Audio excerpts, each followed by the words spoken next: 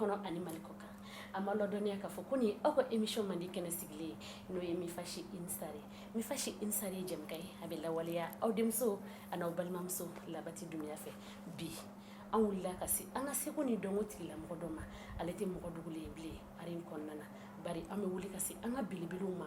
ka u ɲininka u ka actualitéw la u ye baara min kɛ jamana kɔnɔ an bɛ mɔgɔ min fɛ yen bi ale tɛ mɔgɔ dogolen ye n'o de fɔ ale de tɔgɔ ko Kirimzi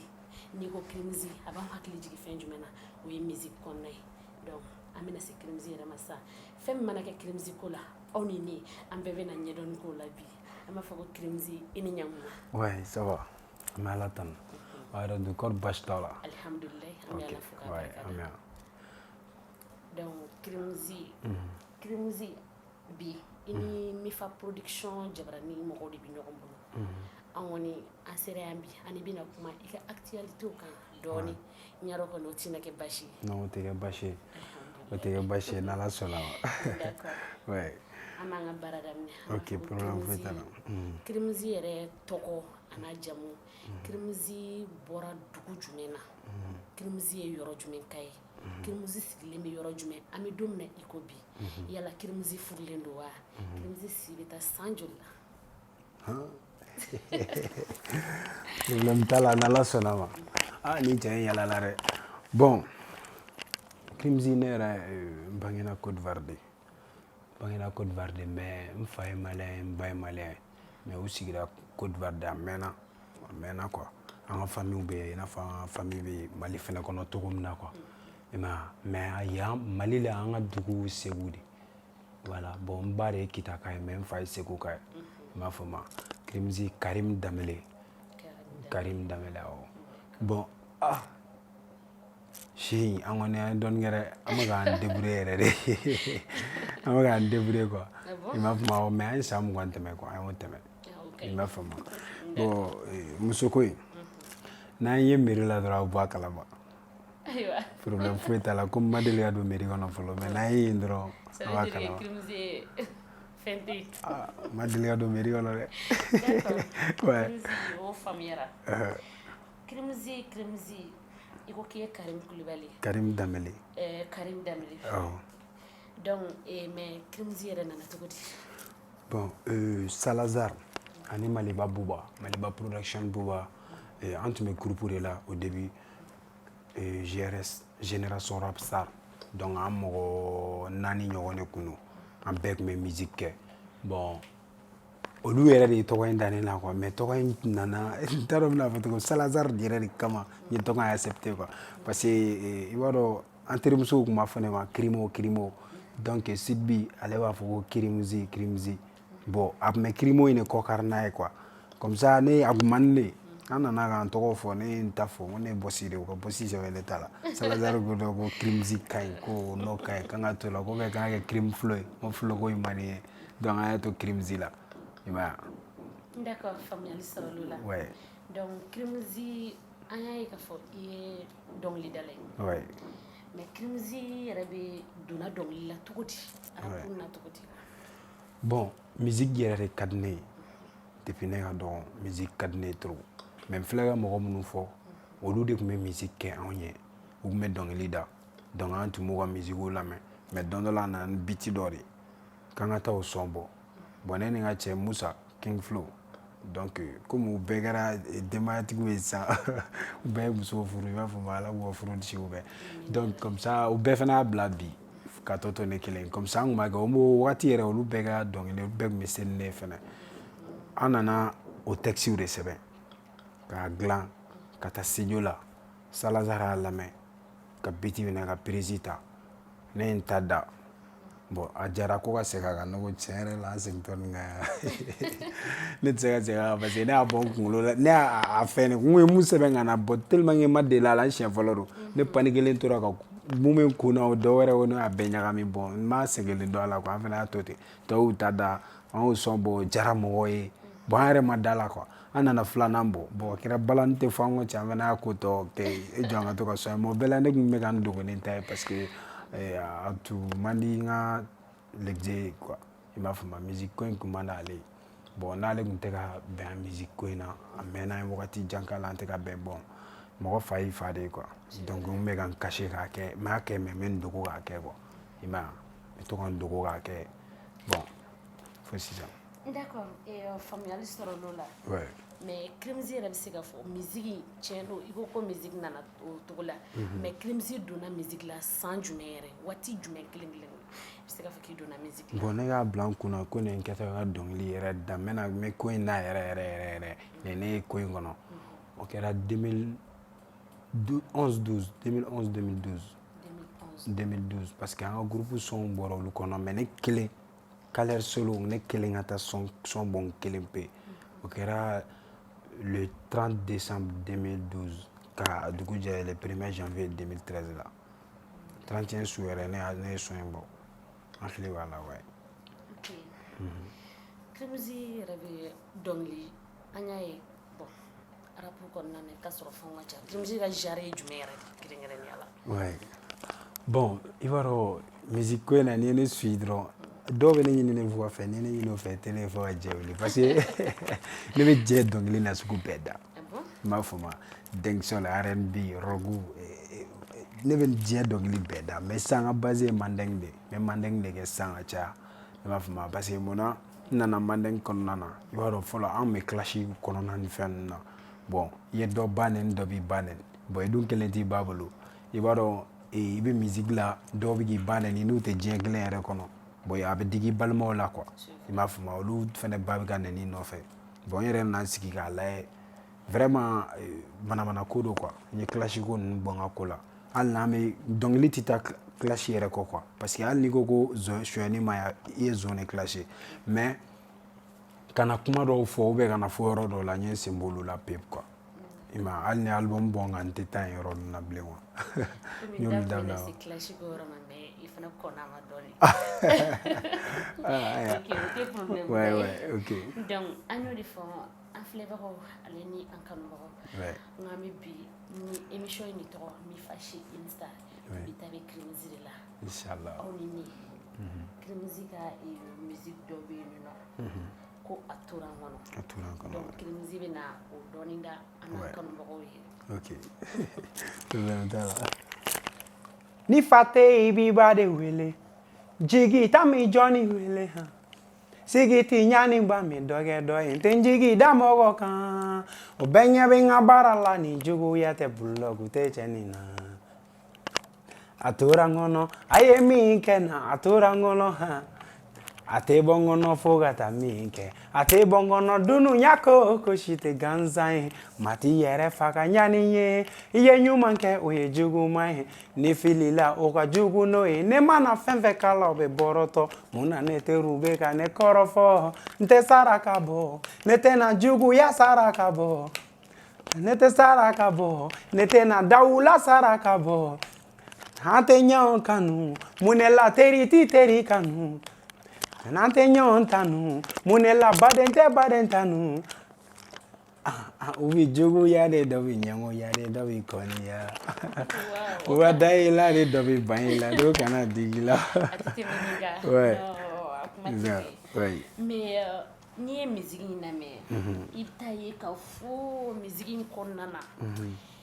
c'est à dire n'i ye musique in ta dɔrɔn i b'a ye musique in bɛ an ka sisan an ka kow yɛrɛ de kan wa mais mun de nana ni musique in hakilina ye Krimzi yɛrɛ la. Ouais. Bon i b'a dɔn degun yɛrɛ dusukasi yɛrɛ y'a dama ta inspiration de quoi ni nisɔndiyalen don o ye dɔnkili dɔ de ko min la nisɔndiya ni dimina fana o fana ye dɔnkili dɔ de ko min ye dusukasi mais a bɛ dépend a sigi cogo de la a n'a kumaw labɛn cogo la quoi bon dɔnkili in a tora n kɔnɔ ko caman de kɛra n na fɔli yɛrɛ t'a ban parce que ne ka album fɔlɔ ala ka tasuma ɲaga album in dilanni na a moment kɔnɔ n degunna trop n degunna avant mais o kɔnɔna na ko dɔw kɛra n na vraiment n tɛ se ka ɲinɛ a kɔ quoi i m'a faamu n tɛ se ka ɲinɛ a kɔ yɛrɛ yɛrɛ i m'a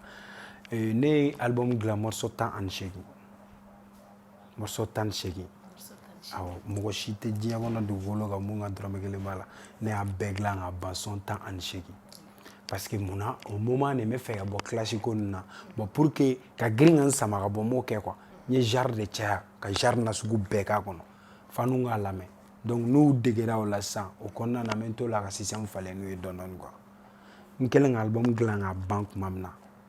a bɛɛ bɛ n kun i m'a faamu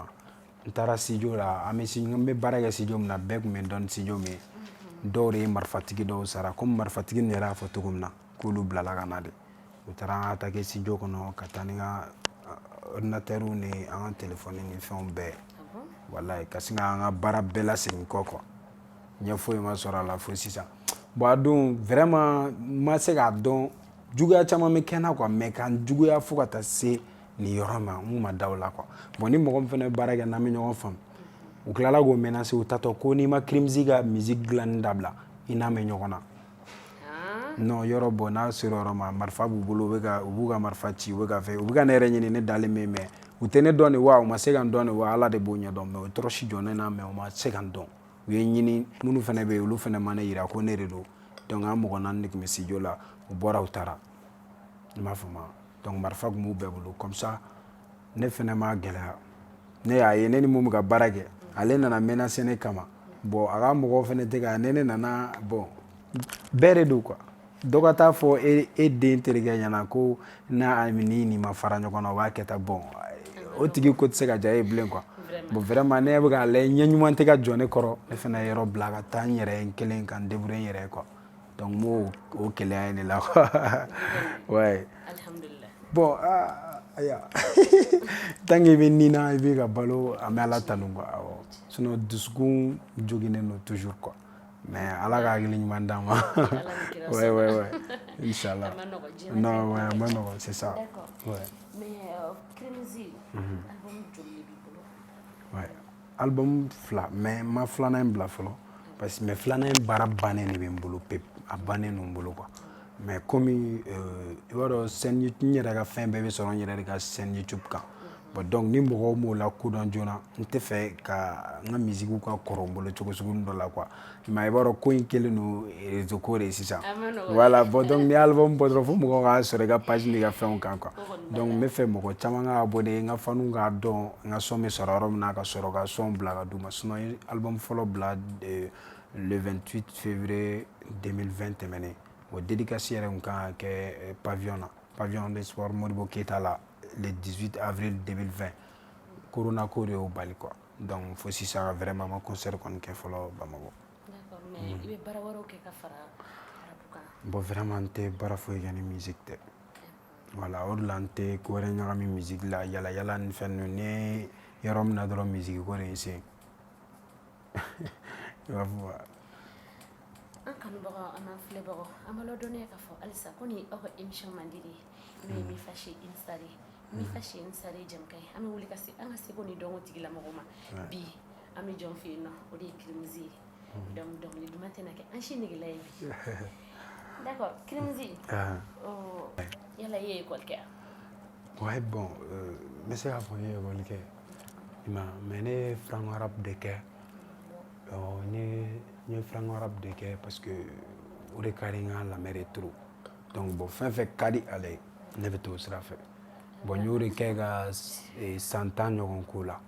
i m'a faamu ka san 10 ɲɔgɔn k'o parce que n ma deli ka redoubler fo 10e na donc n y'a essayer k'a nɛgɛn ka bɔ 10e na sisan ka taa école la n taalen 11e na n taara école la ka taa lycée El Moukhtar 10e na sisan ka 11e kɛ ka 11e tɛmɛ ka taa 12e na donc mais 12e na an surveillant ninnu karila ɲɔgɔn na cogo dɔ la bon convocation dira ne ma ne taara fo bi depuis 2016 ne ma fili fo bi ne bɛ ka taa cɛ n bɛ taa jɔn wele ka na. Krimz yala i ye clip b'i bolo. Ouais clip bɛ n bolo i n'a fɔ an bɔra ka son fɔ a tora n kɔnɔ n y'ale clip kɛ n ka son dɔ bɛ yen n ye Muchacha n ka idole n y'o son min kɛ n y'a clip kɛ ouais ala ka tasuma ɲaga an fana clip kɛ ouais a ka di ye trop i b'a dɔn non hali ni n t'a dɔn n bɛna fɔ cogo min na non kana se ka o tɛ bila ko yɛrɛ a ka di a ka album bɛɛ ne b'a bɛɛ lamɛn ne b'a non ne tɛ ne ka n sigi ka musique yɛrɛ lamɛn ka taa ni yɛrɛ ma fo n'a kɛra ale ka musique ye quoi i m'a faamu a ka di ye trop. Komi i ko ko i ka idole ye Muchacha ye. Awɔ. donc e yɛrɛ ye mun jate ka son jumɛn ne kanu kosɛbɛ? Bon n y'a ka son fila de kanu kosɛbɛ o y'a ka Suma ani Muchacha in yɛrɛ parce que a yɛrɛ tɔgɔ de ye Yɔrɔ Jalo donc Yɔrɔ Jalo Fernando Muchacha Yɔrɔ Jalo. Comme i ye musique kanu n y'a dɔn i bɛ se ka dɔ da la. Ouais, n bɛ se ka dɔ da la mais ne ko m'ale ta in da dɔrɔn ne ta in de bɛna n da quoi. Ayi mais sisan e ka idole de don. C'est vrai e ka idole don. Donc i b'a dɔn i b'a fɔ k'ale yɛrɛ b'a da cogo min na de. Chagale, Chagale, Fernando, Muchacha. Ne miri jayana dondole dona Yakoba la kuma, Maliya foye, te jamana kuntigi foye, te jikoro ni dirisi kumaga, jane muso foye. Donc ale ta meneta barikare benela duwa uchamale beneka clashe yaro betenela sabutazi yaro tenela onebe miri nyerela tumadola fume kawa nyerela ja kele baga tenela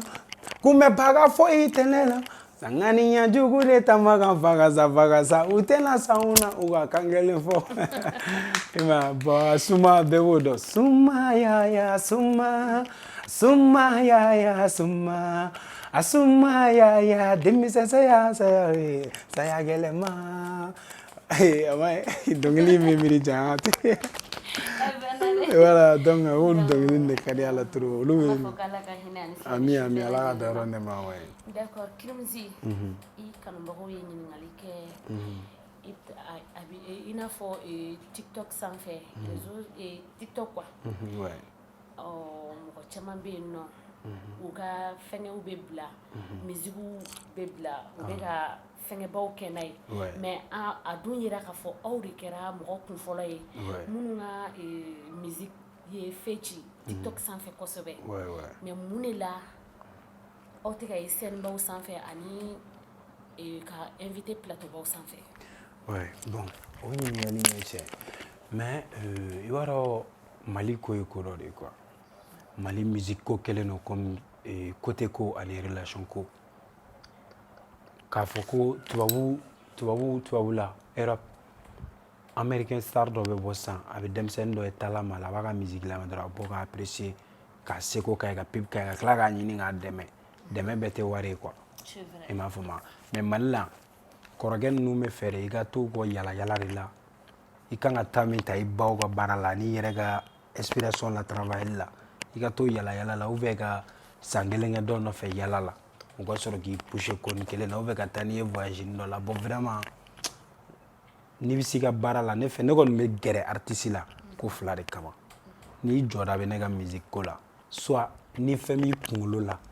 ne mago bɛ min na min tɛ ne kunkolo la quoi a ne mo n'i kunkolo la taga girin ne tɛ ne fɛ ne bɛ se ka gɛrɛ la quoi mais sinon n'o tɛ ne tɛ taga la quoi bon o bɛ cogo min na o cogo la i b'a ye nin fɛn bɛ tan tɔ i b'a fɛn fɛn i b'u ye kɔrɔkɛ nɔfɛ yala yala la bonya tɛ musique kalan tɛ fo tɔgɔ ɲini ou bien n ka ye visibilité ni fɛn ninnu bon vraiment ne tɛ o ɲɛ quoi o ye kelen a filanan réseau kan bon TikTok sanfɛ vraiment tiɲɛ don an ka son nana mais ne ka son caman ba de lamɛnna TikTok kan mais mɔgɔw tun tɛ sɔntigi yɛrɛ yelen dɔn parce que n ka ko tɛ réseau ko ba ninnu ye ten ka caya quoi ne tɛ studio lamɛn so quoi mais finalement nana ye a nafa ka bon n terikɛw b'a fɔ u bɛ n sɛgɛn a fɛn na i n'a fɔ i yɛrɛ b'a dɔn marilen don u b'a fɔ a kɛ tan bon réseau in ne ka compte fɔlɔ mun tun bɛ n bolo o de piratera donc u y'o pirater u y'a signalé ka signalé TikTok mɔgɔw y'a dɔ y'a pirater k'a fɛnw yɛlɛma donc a supprimera ka bɔ yen bon o kɛlen a tununa mɔgɔw la bon n seginna ka compte kura créer bon avant k'o ka se dɔn in abonné ma bon o fana bɛ temps ta quoi et puis n ka chaîne YouTube kura fana a bɛɛ de kɛra o moment quoi son yɛrɛ a tora n kɔnɔ dɛ n ye miiri kɔrɔlen de la ka tila ka na miiri nin fana bi juguya kelen na non ne ma dɔ fɔ ko in na a ma ye voilà o de nana ni quoi voilà donc f'an ka faamu bon n'o kɛra i b'a dɔn ni sɔntigi yelen dɔnnen tɛ a bɛ se ka kɛ plateau t'i wele parce que n'u m'a tigi dɔn a bɛ se ka kɛ concert ba la o t'i wele parce que n'u ma musique dabaga dɔn i m'a faamu parce que hali ne yɛrɛ son ninnu bɛ jouer ne yɛrɛ ɲɛna mɔgɔw bɛ kuma caman fɔ a la mais ne yɛrɛ tɛ kuma o b'a sɔrɔ ne yɛrɛ b'a yɔrɔw la o bɛɛ bɛ kɛ walayi u bɛ mɔgɔ artiste wɛrɛw tɔgɔ fɔ nin de ka son don nin de ta mais ka taa i yɛrɛ présenter walayi o baden o tɛ ban ima a dɔw yɛrɛ bɛ pressé ne ka musique ye dugu ni fɛnw na bon a don bɛ na ko foyi tɛ bɔ shɔtu la ka koro bagabaga allons c'est le ma d'accord ala ka o don yira amina rabi awɔ ala k'o tasuma voilà a bɛ na de o dɔrɔn de don sinon foyi tɛ ko ka ca ok Kirimuzi an y'a a ye k'a fɔ i ni Talibi ka relation tun bɛ yen nɔ mais a bɛ cogo di an bɛ don min na i ko bi ouais Kalbi ouais Kalbi bon n dɔgɔnin don n sinankun don n dɔgɔnin don n ka mɔgɔyannama don Kalbi gɛrɛla ne la de a nana a tun bɛ fɛ ka concert de kɛ komi ne kɔnɔna na yen nɔ donc a nana ɲɛfɔ ɲɛna kɔrɔ n bɛ fɛ ka concert kɛ tantɔ komi o yɔrɔ in na ne yɛrɛ o yɔrɔ in salle fa fo siɲɛ 10 donc a ko a fɛ ka concert kɛ bon mɔgɔ caman m'u adressé ne n'a la a yɔrɔ ninnu na parce que n'i y'a ye sisan e bɛ ka yɔrɔ ta e bɛ k'a fa donc c'est que o bɛ kɛ quoi artistes ni ɲɔgɔn cɛ a bɛ n'a sɔrɔ système dɔ de don ou bien ni jinɛ ko de don ou bien ni mun na a t'o fɔ ɲɔgɔn ye bon ne kɔni y'a yira la ne bɛ musique de bɔ ne bɛ publicité de kɛ bon concert yɛrɛ ye publicité de mais comme e bɛ fɛ ka yɔrɔ in fa problème foyi t'a la mais yen mɔgɔw t'e dɔn i ka son dɔ bɛ yen a daminɛ la a ye musique in daminɛ ni mot dɔ de ye o mot kelen ne ko bɛ se ka kɛ dɔnkili ye quoi mais a don a yɛrɛ ma da la n'o mot kelen waraka ka kɛ dɔnkili ye a ma ɲɛ an y'o kɛ featuring de donc ne ye concert dɔw lancé an ye concert kɛ ka yɔrɔ fa ka guichet fermé ka tila ka segin ka concert kun filanan kɛ tuguni o concert in de kɛlen son dɔ tun bɛ ne bolo ko Mori baara to ye Soma baara to ye cɛ an ba ka ye ni ba ye o son in nana o de fɛ karisa donc voilà donc an ye mɔgɔ dɔw la fɛn pour que ka visibilité d'ale ma ka a labɔ n seko la quoi mɔgɔ tɛ se ka tɔgɔ di mɔgɔ ma mais k'o ye sababu ye quoi pour que ka n seko k'a ye o de nana n'olu ye quoi mais sinon foyi tɛ n'a cɛ a bɛ n wele a b'a ka fɛnw fɔ n ye mais comme n'a ka fɛn mun ye sɔrɔ voyage la n tɛ se ka ye o la. ok i komi an ye dɔɔnin kɛ kuma la. awɔ. sisan nɔ i ka musique dɔ bɛ yen. Duba. Duba ouais. d'accord i b'o o dɔɔnin d'an n'an kɔnɔ. problème t'a la Duba in kuma ka ca dɛ. o de kosɔn an y'a choisi i b'a dɔn olu de sugu ka d'an ye fana quoi. Ni su kora kuma dɔ la mama ni hami dugu bɛɛ jɛ kuma dɔ la mama ni ɲɛji jigi tan ni mɔgɔ ta ni imanaba ye sa ye dibi dɔn kan jigi sa ye dibi dɔn kan kan kɛ fala ye ham baba sɛgɛn bɛ mɔgɔ la nɔgɔ woyi mama sɛgɛn de y'anw la nɔgɔ jigiya saya de y'anw la nɔgɔ dunuya gɛlɛya jugu de n'anw ba tɔɔrɔ mama kɔrɔ mi tɔɔrɔ yafa ni dɔnkili ko i ne kelen k'i tɔɔrɔ sɛgɛn bɛ mɔgɔ folokoto sɛgɛn bɛ mɔgɔ folokoto jigitanya de y'anw folokoto bangeba saya de y'anw kelen ni to mama dɔnkili bɛ taa de mais a premier couplet la mɔgɔw kana miiri faniw b'a fɔ o tɛ ne yɛrɛ ka histoire ye ne bɛ dɔnkili bɛɛ tɛ dilan i yɛrɛ kan quoi dɔnkili ye de ka mɔgɔw lakɔnɔ actualité min bɛ yen ka mɔgɔw bilasira i b'a sɔrɔ du caman bɛ yen tiɲɛkokɛlaw bɛ yen a da bɛ bɔ dɔw da bɛ bɔ fa la dɔw da bɛ bɔ dudenw yɛrɛ la dɔw da yɛrɛ bɛ bɔ baw la sinamusomaw la donc o de la n ye dɔnkili in hakilina kɛ tan ni n dɔgɔnin dɔ yɛrɛ da Balde Gang ni premier couplet b'ale bolo donc n ye deuxième couplet ta i m'a faamu donc an ye dɔnkili in dilan n'o cogo de o de la premier couplet la ne b'a fɔ n ko kɔngɔtɔ kɔnɔntɔn ɲɔtigi kelen ni pe bɛɛ b'a dɔn ko o du bɛ kɛ tomu ye o du in bɛ min papa taara ka du in to min u ye sinayakɛla dabɔ ka papa to balo la ka fadenyakɛla dabɔ ka papa to balo la ka tiɲɛkokɛla dabɔ ka fa to balo la o du in bɛ min donc c'est ça ouais kɔrɔ de bɛ dɔnkili ninnu ouais c'est ça wa mɔgɔkɔrɔbaw bɛ se ka lamɛn i n'a fɔ denmisɛnninw yɛrɛ bɛ se ka lamɛn ouais ouais vraiment inspiration ka ɲi merci merci beaucoup d'accord Kirimuzi e yɛrɛ bɛ se ka mun sɔrɔ sisan nɔ ka fɔ i n'a fɔ a kɛra cogo cogo musique la i bɛ dɔ ɲɛ wa dɔ yɛrɛ fana b'i kɔ i bɛ se ka mun de sɔrɔ ka fɔ denmisɛnnin minnu bɛ ka wuli aw nɔfɛ sisan nɔ dɔnkili kɔnɔna na arabu kɔnɔna na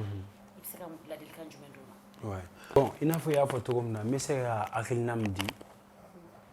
conseil tɛ parce que an yɛrɛ tɛ sare fɔlɔ mais hakilina don mɔgɔ i bɛ diɲɛ baara o baara la ne ba ye mun fɛ ye m'o kelen fɔ ɲɔgɔnnaw ɲɛna denkɛni i bɛ diɲɛ ko o ko la n'i kan ka sujudu bi maa ye fila saba bɛ daw la kana da foyi la bilen ala n'a kira i fa n'i ba i yɛrɛ ani i ka baara da i yɛrɛ la quoi yɛrɛ danaya in kɔfɛ a bil'i kunna dɔnkili o dɔnkili bɛ i b'a bɔ kunun an bɛ taara buwarɛ ni fɛn ninnu tanti musangare ni fɛn na an b'u ka musique lamɛn bi mais sini est ce que anw ta bɛ se ka lamɛn donc o ɲininkali kɛ i yɛrɛ la i ɲɔgɔnna joli tun bɛ yen minnu ka succès ka bon n'i ta ye bi olu tɔgɔ tɛ ka fɔ bon tɔgɔ kama kana don ko bɛɛ la tɔgɔ kama kana ko bɛɛ daminɛ quoi donc ne bɛ se ka mun fɔ ye parce que ne b'a la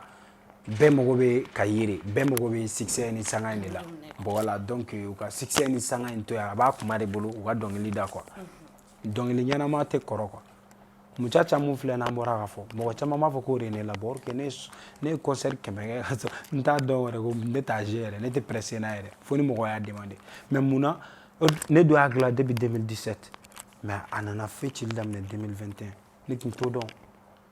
voilà son min kan k'i labɔ voilà i t'o dɔn quoi dɔnkili da dɔrɔn mais kana ŋanaŋanakan i yɛrɛ âge ma se yɔrɔ dɔ la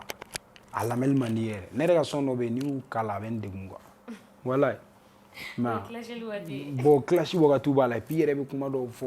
mouvement kama bon kɔrɔ bɛ i b'i n'a kɔrɔbaya a tɛ diya i ye quoi mais bon i m'a ye donc juste ça ouais faamuyali sɔrɔ l'o la c'est bien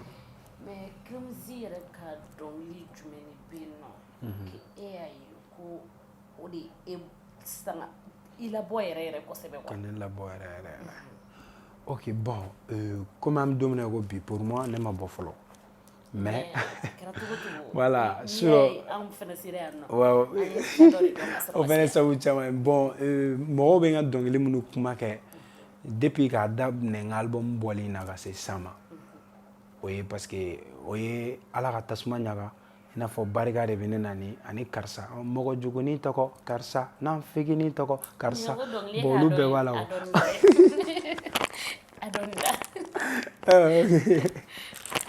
ala ka tasuma ɲaga an bɛna ka fɔ a mɛnna an bɛ k'a f'i ye o bɛɛ la i tɛ k'a ye a kuma dogolen bɛ f'i ye tan ba de ka ɲi n'i ba ye tana ko yiri ka ca i ta ye tan tɔgɔ ka di n'i ta ye wa n bɛ lamɛnnaw bɛɛ karisa karisa jaja karisa man ɲi nka nin ye jugu ɲɛngo man ɲi a siri munafiki kɔrɔ cɛ kule a fɔra ɲɛna mɛ ne tun ma da la jaja i ŋaniya bɛ dara la e min yɛrɛ to e tɛ mɔgɔ to ko e dakalajan m'o la o de la i tɔgɔ kɛra karisa karisa mɔgɔ jugunin tɔgɔ karisa n'an feginin tɔgɔ karisa soburu jaburu tɔgɔ karisa ɲumandɔnbalinin tɔgɔ karisa fitiri walenin tɔgɔ karisa c'est ça dɔnkili bɛ ten de quoi mais critique tɛ kɛlɛ tɛ kɔrɔ de b'a la quoi ko fɛnɛ da bon u tɛ dɔnkili kelen quoi k'olu bɛɛ de da ala ka ɲaga ok min mana sɔn kelen bɔ o bɛ wuli k'i yɛrɛ kɛra pɛri ye min mana tɔgɔni sɔrɔ o bɛ wuli k'i faden kɛ bɔsi ye a ɲɛ bɛ ne bɔsi la a tɛ ne bɔsi dɔn n'a bɛ fatuma denkɛ dɔn halisa ye dɔ fara juguya kan min ala ka tasuma ɲaga dusukasi k'u faga ala ka tasuma ɲaga dusukasi k'u faga c'est ça dɔnkili bɛ ten tɛ ko musique duman tɛna kɛ anw si negela ye an b'aw ladɔnniya halisa an kanubagaw an'an filɛbaga bɛɛ lajɛlen k'a fɔ ɲɛna ko nin an ka émission man di de ye n'o ye min fashi insare bi ta turu bɛ jɔnni la o de ye Krimzi donc bi ta tɛ kɛ basi ye k'an na bɛ dɛsɛ dɔnkili duman kɔni o tɛ k'an si negela ye an ka taa dɔrɔn duman de ka d'anw yɛrɛ ye Krimzi e yɛrɛ Krimzi dumuni jumɛn de bɛ yen ko ka di Krimzi de yɛrɛ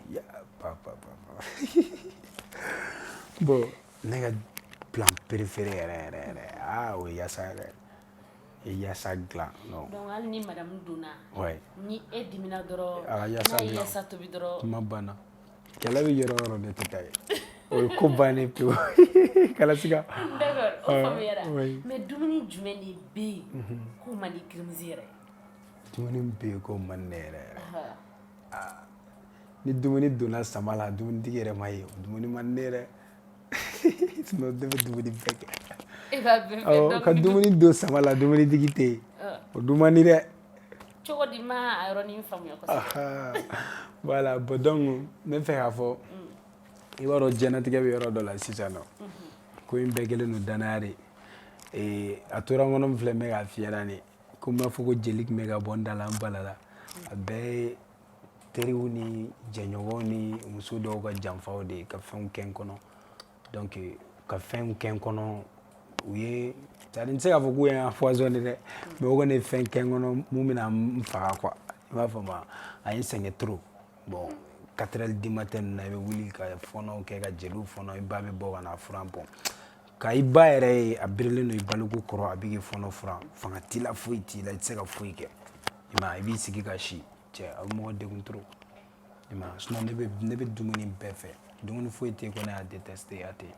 ne bɛ dumuni bɛɛ kɛ wa hali mɔgɔw ɲɛ bɛ caméra la ne bɛ taa dugu o dugu la ne ma deli k'a fɔ ko n bɛ nin de fɛ ni fɛn fɛn nana a m'a dun n'a ye ja ji kɛ malo la a m'a ɲimi diɲɛ waati quoi. D'accord. Oui c'est ça. Ouais. Clemzy yɛrɛ bɛ se k'a fɔ projet jumɛn de bɛ Clemzy bolo an bɛ don min na i ko bi. Ouais projet ba de bɛ ne bolo a tɛ ban yɛrɛ mais projet ninnu avant que n voilà mun na n tɛ k'u bɛɛ réaliser parce que monnaie de bɛ n na monnaie jumɛn maliyɛnw ma ne yɛrɛ dɔn quoi. I bɛna dɔn voilà ni Ala ni u kira ma n dɔn hali n'u ma n ye Dɔnni ye hali n'u ma n ye na dɔn mais n'u ye n ka musique qualité dɔn quoi o de mɔnɛ bɛ n na o tɛ ka n ka musique qualité ye fɔlɔ quoi a bɛna ye. ne bɛ ka fɛn min kɛ maliyɛn tɛ k'a ye bilahi non ni maliyɛn o de mɔnɛ bɛ n na sinon a ka di n ye concert bɛ n kunkolo la trop n bɛ ka concert viser concert bɛ n kun parce que n ye concert caman ye mais ni Ala ye concert nɔgɔya ne ma o don ne ye concert ye. Donc ça veut dire que i yɛrɛ ma concert organisé. Bon i n'a fɔ Mali place publique ba ninnu na i n'a fɔ cinquantenaire ou bien palais soit pavillon stade ninnu bon n m'olu le ta sinon commune kɔni kɔnɔ comme o ye n ka commune ye surtout i bɛ artiste min ye k'a ka sigida la a bɛ sigida min na commune min kɔnɔ ka guichet fermé fo siɲɛ 10 Mali kɔnɔ ne m'a mɛn yɛrɛ hali histoire la a tɛ i ka commune na i bɛ se ka sanga sɔrɔ i bɔlen de ka taa stade ta mais an bɔbali de y'o kɛ bon donc n'an bɔra don min na Mali bɛ wuli o de mɔnɛ bɛ n na maliyɛn ka musique qualité dɔn ouais voilà i m'a fɔ ma donc n bɛ ka clip fɛn n kan ka clip 2 yɛrɛ n ye clip 2 labɛn Dakar mais o bɛ n'ale bientôt n'Ala sɔnna a bɛ n'u sɔrɔ n ye clip 2 labɛn n ka son 2 bɛ yen n y'o clip labɛn Dakar i m'a ye donc o la ne y'o clip ninnu bila son yɔrɔ bɛ n kan ka minnu fana clipper hali bi n b'a k'o kan quoi i m'a fɔ ma komi son min ka di n yɛrɛ yɛrɛ ni n ka son bɛɛ n bɛ n'ale de clip de daminɛ kɔsani na awɔ n b'o ko de la awɔ n yɛrɛ b'ale de lamɛn sinon n tɛ n ka son foyi lamɛn o la ka dɔ da o la. Ka o daminɛni f'an ɲɛna sani clip ka na an yɛrɛ fana ka mɔgɔ caman b'a dɔn mais mɔgɔw t'a dɔn n'a sɔrɔ o de ka di ye quoi. Sanga bi sɔrɔ gansan tɛ maniya bi sɔrɔ gansan tɛ jama bi sɔrɔ gansan tɛ nafolo bi sɔrɔ gansan n'u ma fɔ n ka babilen kɛ saraka ye o da fɔ n ka misi fini saraka tɔgɔ kama ne ti saraka bɔ dawula kama ne ti saraka bɔ jinɛ ko n ka sɛ kɛ saraka Moru ko n ka saga saraka o ko n tɛ kɛ fɛn ye ne ma saraka bɔ diɲɛ kama ne tɛ saraka bɔ Ala ye maa ye gundo dogolen dɔ ma ka ye Ala ye ne bɛ si baara la ka n ba bɔ nɔgɔ la dɔ bɛ turabu da k'u b'o la nɔgɔ la Sadio n'a ye mɔnɛ ye n'ale ma ɲɛ ma mama na hɛrɛ ye inshallah ale sɔn de don saraka jugu a titre ye. An y'a mɛn an t'a dɔn k'o de ye fɛnkɛ ye. O de ye diya ye sɔn yan. Diya ye sɔn yɛrɛ. Non ale de n m'ale de lamɛn sinon. D'accord. Donc n'a clip bɔra Ala k'a clip ɲuman k'o kan. Amina yarabi inshallah. O ka k'an ka succès yɛrɛ yɛrɛ. Ala k'o kɛ tasuma ɲagalen ye. Ala k'o kɛ tasuma ɲagalen ye. Amina Ala sɔnna. D'accord Clemzy an bɛɛ b'a dɔn an ka jamana ni lahalaya min na sisan. Donc e yɛrɛ bɛ se ka dugawu jumɛn ani ladilikan min b'i bolo ka jamana yɛrɛ kan. Ouais bon ne bɛ mun fɔ jamana ko in na i b'a ye an kɔni bɛ dugawu kɛ Ala bɛ jamanaden bɛɛ dɔn ni yɛrɛ ye quoi i y'a fɔ a ɲalen ka di a ɲalen man di o n'a tiɲɛna a tɛ fɔ i kɔ n'a fɔra i kɔ a tɛ fɔ i somɔgɔw kɔ bon an bɛɛ ye jamana in den dɔ ye donc ne bɛ mun fɔ Mali finitigilakaw o minnu tɛ finitigilakaw ye o minnu bɛ jamana wɛrɛ minnu bɛ fan wɛrɛ o wa ko tɛ ko in dabila ne bɛ karisa de fɛ n'ale bɛ na ne bɛ nin la ou bien ni karisa ye nin fɔ ne bɛ nin kɛ o k'o dabila vidéomaniw fana k'a lajɛ u ka ko caman sɛgɛsɛgɛ u ka sɔrɔ ka kuma a kan i m'a faamu i n'a fɔ nin yɔrɔ la n bɛ kuma dɔ kan Siko komi ne ni tɔw tɛ ɲɔgɔn dɔn kosɛbɛ mais i bɛ bɛn n'u ka vidéo ye ne ye Siko jateminɛ ne ka n sigi yɛrɛ ka mɔgɔ lajɛ a bɛ ka kuma vidéo la ka n sigi ka temps di yɛrɛ ma k'a lamɛn o kɛra Siko ye depuis n wolola ka ne tɛ olu tɔ ninnu temps tɛ ne bolo k'a fɔ ko n tɛ mɔgɔ tɔw lamɛn o tɛ ne bɛnna n'a ye yɔrɔ min n'i y'a lamɛn o don n bɛ tɛmɛ n'a bɛ intéressé n b'a lamɛn mais komi mɔgɔ min don a ye n kanu n fana y'a ɲini k'a dɔn jɔn de don bon n y'a ye ale ka baara tagabolo la ni Siko bɔra k'a fɔ i bɛ tan i bɛ tan n'a tilala k'a dɔn ko tɛ tiɲɛ a bɛ tila ka segin ka na fɔ a tun bɛ tan a bɛ tan a bɛ tan a kɛra tan de bon bɛɛ k'a don o don i ka baara kɔnɔ n'a bɛ minnu fana ta kɔnɔ ala ka kɛ ɲɛtaga ye n'a tɛ minnu ta kɔnɔ k'o don u ka baara kɔnɔ kow ka ca quoi i m'a faamu i bɛ kana mɔgɔ minɛ a ye ɲɛna ma quoi mɔgɔninfin ɲɛgɛn ma dɔn an b'a fɔ k'a bɛ kɔnɔ de o kuma de ye quoi parce que fɛn min bɛ kɔnɔ o t'i ye sinon mɔgɔninfin ɲɛgɛn ma dɔn i m'a faamu donc vidéomaniw o y'o yɔrɔ ye bon minnu fana bɛ yen an minnu bɛ jamana kɔnɔ artistes ni fɛnw minnu bɛ ka dɔnkili da k'u la encourager c'est bien mais mɔgɔ si ka n'i ta kɛ côté ko ye an ka hɛrɛ bɛ min na ala k'an sabati o kan an bɛ se k'o dugawu de kɛ an ka hɛrɛ bɛ min bolo jamana in basigili bɛ mɔgɔ o mɔgɔ bolo i mana kɛ fan o fan a bangena a ma bange o ala k'an don o bolo ka taa voilà donc ala ka jamana basigi a tɛ taa ɲɔgɔn lamɛn ko an ka ɲɔgɔn lamɛn awɔ jamana bɛ lahala min na ala ka sela ka d'an bɛɛ ami ami ya rabbi ala inshallah n'ala sɔnna d'accord an b'a fɔ ko an ka émission bɛ ɲini ka se a kuncɛyɔrɔ ma halisa an tɛ ɲinɛ k'a fɔ ye ko aw ka émission man di de don n'o ye min fâché une sari min fâché une sari Jamkai an bɛ wuli an bɛ sanga se ka na an ka dɔnko tigilamɔgɔw ma minnu baarala art kɔnɔna na bi ta bɛ jɔn na o de ye Kirimuzi donc dɔnkili duman kɔni an yɛrɛ bɛɛ ɲɛ b'a la dɔnkili duman tɛ k'an si negela ye n'ala sɔnna inshallah an b'a se k'o kɛ Kirimuzi i ka musique dɔ bɛ komi an ye dɔ kɛ ni musique ninnu bɛɛ la sisan musique dɔ bɛ yen nɔ mon bébé ouais voilà donc an bɛ taa Jarabi fan fɛ o yɔrɔ la ouais bon dɔnkili n y'a dilan sababu dɔ de la bon vraiment ni dɔ de tun ye ɲɔgɔn dɔn moment dɔ la a t'i n'a fɔ kanu tun b'an ni ɲɔgɔn cɛ dɛ an ma deli ka ɲɔgɔn yɛrɛ mais tuma dɔ la n'an ye baro kɛ i b'a dɔn ne filɛ nin ye yɛlɛko baro ni nisɔndiya dɔrɔn de ka di ne ye quoi ka baro kɛ ka fɛnw fɔ hali ne bɛ n ka live la ne bɛ to olu kumaw de la kulonkɛ kuma ni fɛn ninnu quoi donc an tor'o la a bɛ to ka kulonkɛ kɛ ne fɛ papa ne fana b'a fɔ wala mon bébé an k'a fa de ye ne bébé in tɛ i n'a fɔ Jarabi i n'a fɔ den bébé quoi i m'a faamu donc mais ne y'a ta o de fɛ an bɛ to ka baro kɛ mais don dɔ la ne ye n to kuma in de la n ko an kɛra ɲɔgɔn fɛ mɔgɔ m'a jira ɲɔgɔn na mais fɛ jumɛn de kuru an kɛra ɲɔgɔn fɛ donc mais an ka kow jara ɲɔgɔn ye mɔgɔ m'a fɔ karisa filɛ quoi i m'a ye donc an ye ɲɔgɔn dɔ réseau de kan an ka adamadenya n'an ka fɛnw bɛnna ɲɔgɔn ma i m'a ye a b'a ka soucis fɔ an ye n bɛ n taw fɔ a ye i m'a faamu an bɛ barow kɛ i m'a ye donc ne ye dɔnkili in daminɛ n'o o adamadenya système de mais finalement n nana yɛlɛma ka sɔrɔ k'a kɛ Jarabi yɛrɛ kɔnɔna ye k'a bila quoi sinon a t'i n'a fɔ n jarabilen don dɔ de la n y'o de fasa da ou bien fɛn non c'est pas ça bébé i b'a dɔɔnin da ok Jarabi diɲɛ kanu ye ne kanu ɲɔgɔn ye ere ye mon bébé kanu ɲɔgɔnya gɛlɛma hinɛ bɛ deli la Jarabi kana minɛ mɔgɔ kama ni ko n ka tiɲɛ f'i ye ne Jarabi le min la n bɛ tileba miiri la ere la n bɛ suba tɔgɔ la kuma la minnu ko fa bɛ ne na Jarabi de bɛ n kan jafura tɛ diɲɛ ye bana na kana o kɛ n na c'est ça ouais Kirimuzi a b'a fɔ ni a fɔra dɔrɔn k'i ka musique da i b'a fɔ k'i y'o de programme ko o bila anw ye parce que anw dun de b'an ka fɛn programme a kuma tɛ kɛ baara in kanu b'i la yarabi ama ala ka sankɔrɔta d'i ma amina yarabi amina yarabi donc folikan laban jumɛn b'i bolo ka se i kanubagaw ma bon folikan laban min bɛ n bolo ka fɔ n kanubagaw ye n bɛ fɔlɔ ka aw yɛrɛ fo nin diyara n ye vraiment a ka nin wulikajɔ ninnu na ala ka kɛ ɲɛtaga ala k'aw yɛrɛ nafalan bɔ a la k'aw bɛn ni sponsor baw ye u k'aw dɛmɛ k'aw ka tasuma ɲaga ka ko in taɲɛ donc min fɔ artiste caman u ka temps d'aw ma k'aw wele parce que mɔgɔ tɛ bɔ jɛbɛfaro la ka t'i kɔnɔ kongo quoi fɛn dɔw bɛ yen i b'o fɔ k'i to ka sogo wulu bɛ wo cɛ a ka da la n'o y'i sɔrɔ i fɛ yen i b'i da sago fɔ ne yɛrɛ ye caman fɔ yan donc ala ka nin ko in kɛ ɲɛtaga ye an lamɛnbagaw n'an filɛbagaw an bɛ bɛɛ fo donc u ka continuer u k'an suit n'an ye min kɛ n'a ma ye u k'o fɔ an ye u kana kɛ ni lagosi ye n'an ye min kɛ fɛnɛ n'o ɲɛna u ka segin k'o bonya segin k'an ye u bɛ courage don an na an bɛ bɛɛ fo an bɛ bɛɛ fɛ i n'a fɔ an bɛ bɛɛ fo cogo min na o fɛnɛ b'o cogo la mais foli belebeleba b'aw yɛrɛ bolo a ye courage ta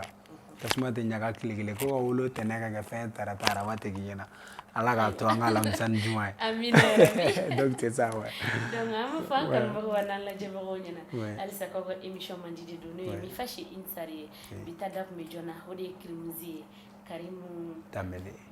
voilà donc an b'a fɔ ni an ka émission selen a kuncɛyɔrɔ ma an bɛ an kanubaga bɛɛ lajɛlen fɔ an tɛ ɲinɛ an ka caméraman kɔ n'i y'a mɛn i doniba t'a la ɲumanbaga ɲuman de bɛ an ka bɔ caméra la o ye caméraman ka baara ye donc an bɛ foli belebeleba di an ka caméraman yɛrɛ ma an b'a fɔ ko ni émission in a ka continuer ka abonné an ka chaîne na ani j'aime baden a kana ɲinɛ o kɔ donc an b'a fɔ ko k'an bɛn diɲɛ waati wɛrɛ ani star wɛrɛ ka Inch'Allah